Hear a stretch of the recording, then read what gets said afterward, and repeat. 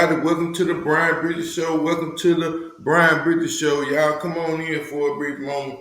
Had a very disturbing case I want to talk to y'all about tonight about Miss Griffin, you all. Miss Aura Griffin, you all. And big condolences to the family of Miss Griffin, the Griffin family, you all, which has suffered a very tragic loss of their mother and grandmother, you all. Again, this is a very sad story that happened out of Fort Worth, Texas.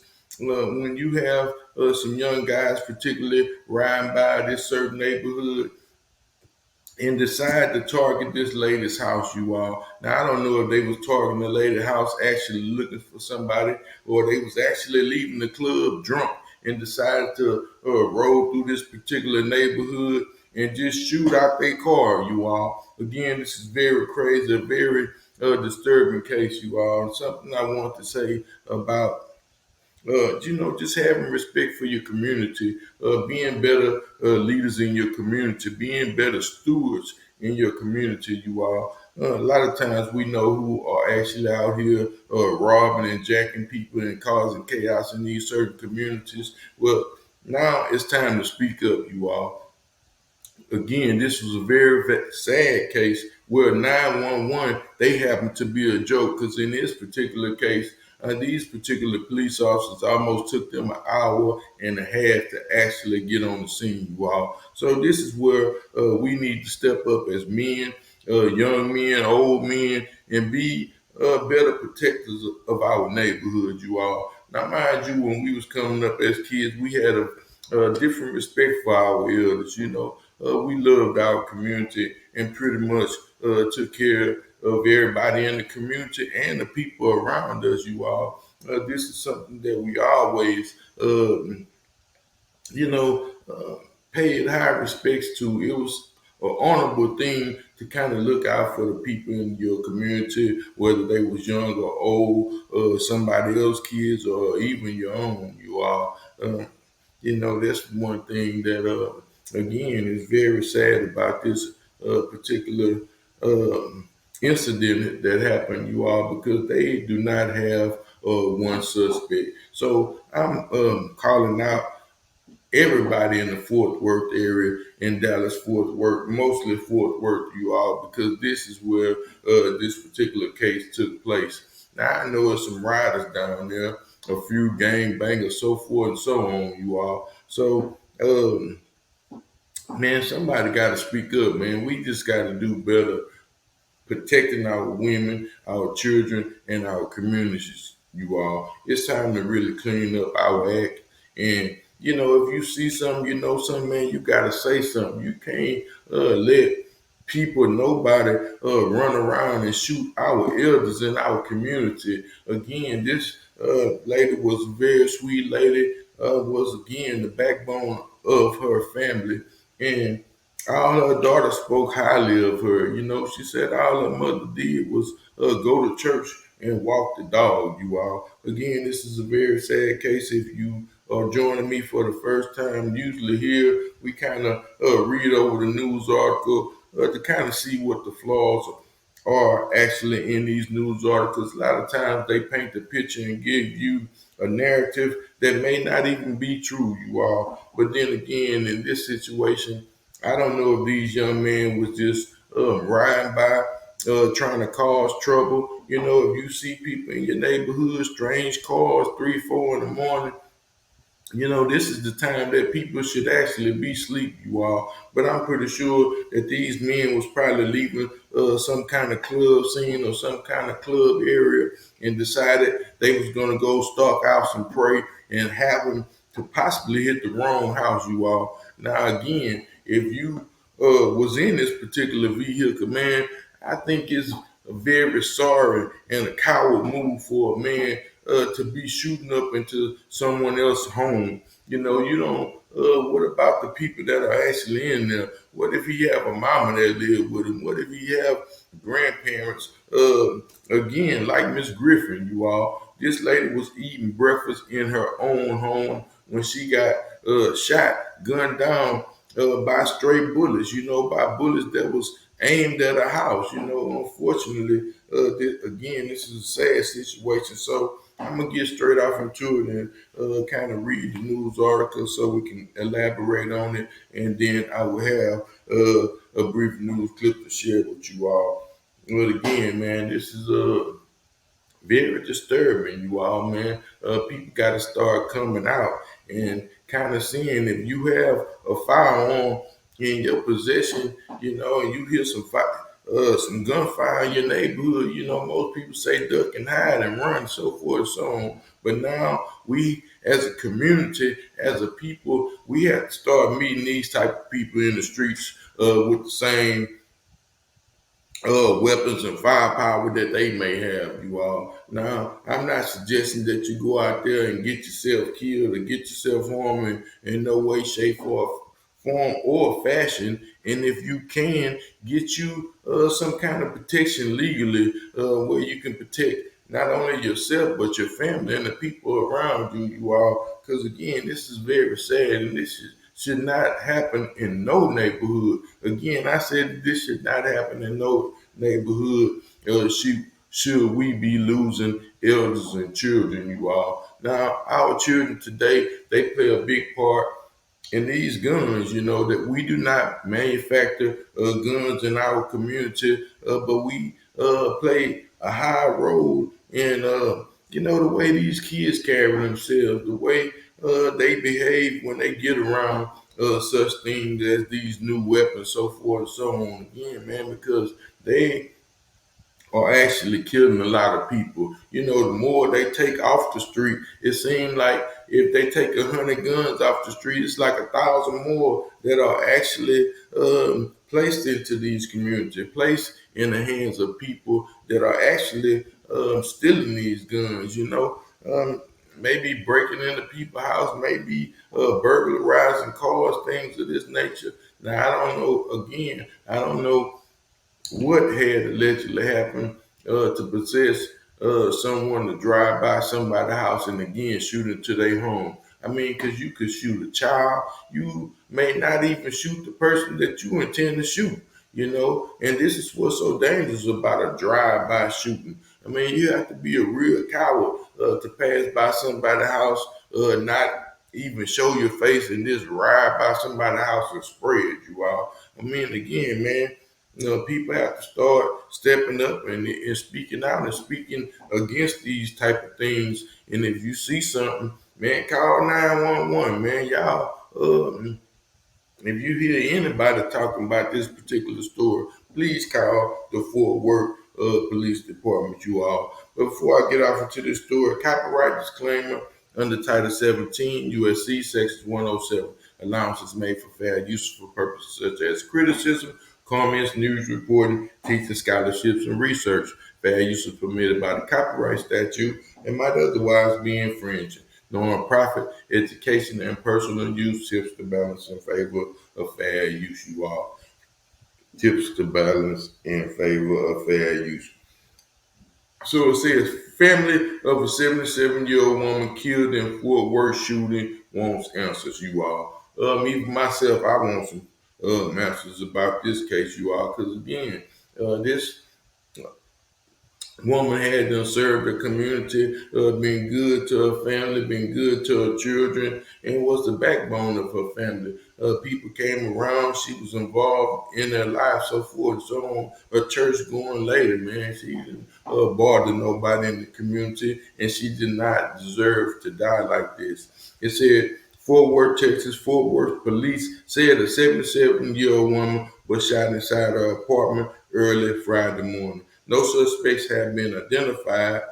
Aura Griffin's death and her family want answers. Aura's daughter said her mom walked the dog, went to church, and kept to herself, you all. She believes her mom was not the intended target of the shooting. Senseless. Like, did you have the wrong place? She asked. Aura's daughter Winnette Griffin said the police said she was killed when someone shot into her apartment on Carroll Oaks Lane Friday morning, you all, and drove away. So again, there is no suspects in this particular case. This was also very sad and disturbing, you all. And I'm pretty sure that it was somebody in the car with these particular people who was firing these shots. I'm pretty sure that they perceived this to be somebody else's house, again. But it's a very sad and a cowardly thing to do, again, to actually shoot into somebody else's home. It says 4 in the morning, like who, why, when they're asked. She just gone. Orr's daughter said her mom was eating breakfast when a barrage of bullets came into her apartment. You imagine your parents at 77 going to sleep and going away peacefully, you all.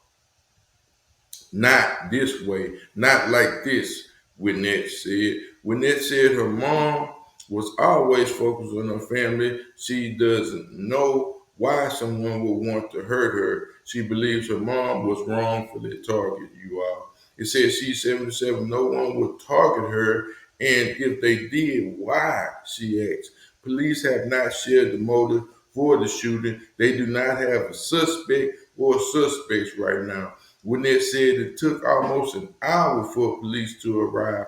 There are 6 calls at about 4:30 a.m., but the police don't come until 6 a.m., you all. So again, man, this is a very sad thing. That's why we have to do a better job in policing our own communities. We have to step up as men and do this a little better, you all. Again, man, we can't allow people to come into our neighborhoods and just ride on out of here, because you got to know the police don't come to after the crime is committed. They do not come and run down people and things of this nature. Again, it took these people an hour and a half to get some kind of police help or some kind of police service. I'm pretty sure that the ambulance made it to the scene a lot faster than they did, you all. They said, according to the Fort Worth police, someone called 911 for shots fired at 4:40 a.m. At the time, the police said it was a priority